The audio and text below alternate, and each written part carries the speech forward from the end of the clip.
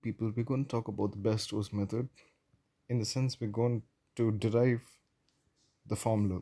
So, in order to do that, you just consider the following polynomials: Pn of x and Qn minus 2 of x. It is just equal to its following RHS.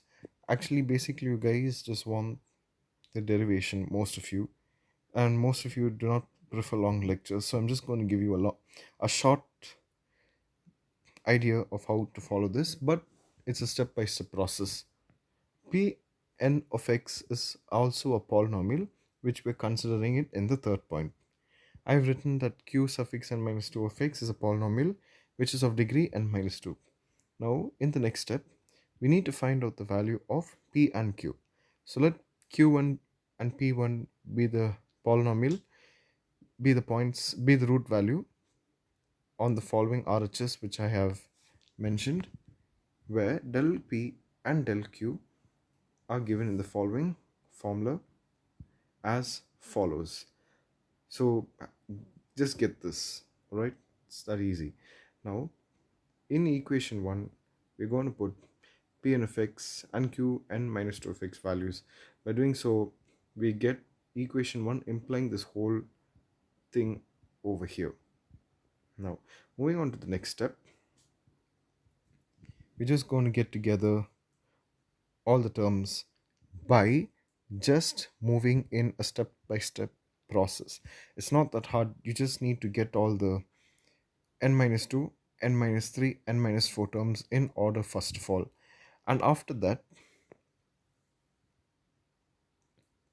you just need to get together some terms. In order to do those things, we are processing in this way, right? This is a step that you need to follow. We're coming to the next step where we are going to get together x to the power of n minus 1 terms, xn terms, and xn minus 2 terms altogether. But xn only has a term of its own. In the sense, it only has a coefficient of itself b naught. X to the power of n minus 1 only has two coefficients, b naught and b1.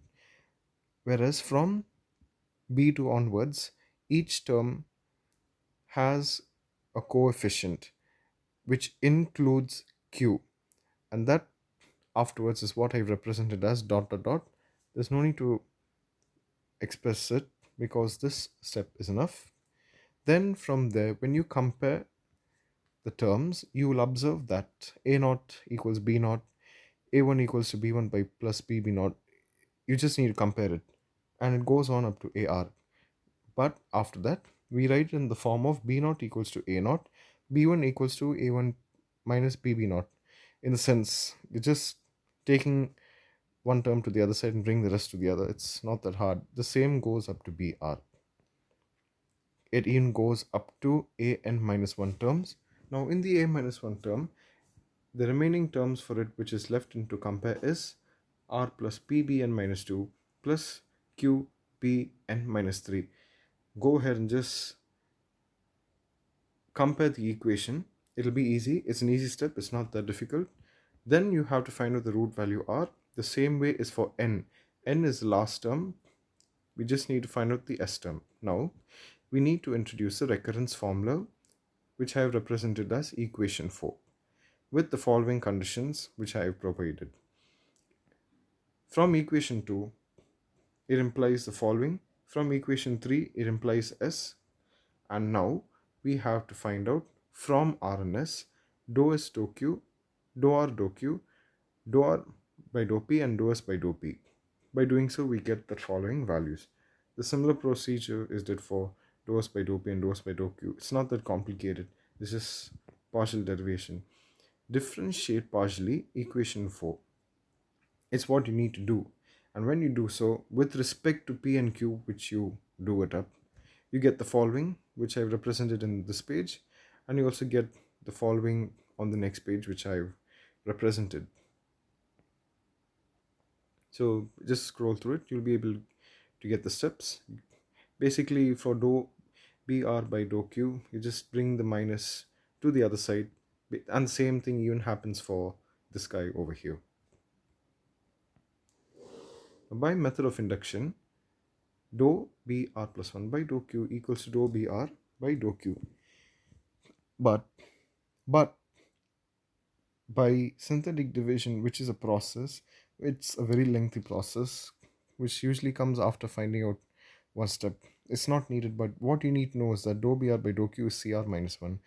Dou br by dou q is basically cr minus 2. And then cr minus 1 equals to this step, and cr equals to this step. It's just basically this value.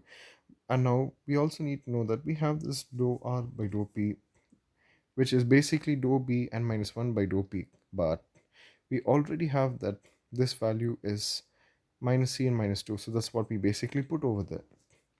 It's the same over here for dou r by dou q. It's a lengthy process. I just cut it out and I just mentioned it here for you, so it would have been easy. Instead of going through the lengthy process, it's much more easier for you to just look and understand it. Similarly, the same method is made for dou s by dou p. You're just substituting dou b n by dou p value and dou b n minus 1 by dou p value from what you have found out in this.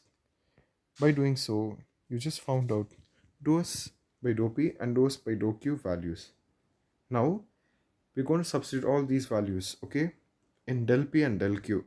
By doing so, we get the following del p value, which is the formula which is needed, and the following del q value, which is the required formula, thus giving us the Barstow's method.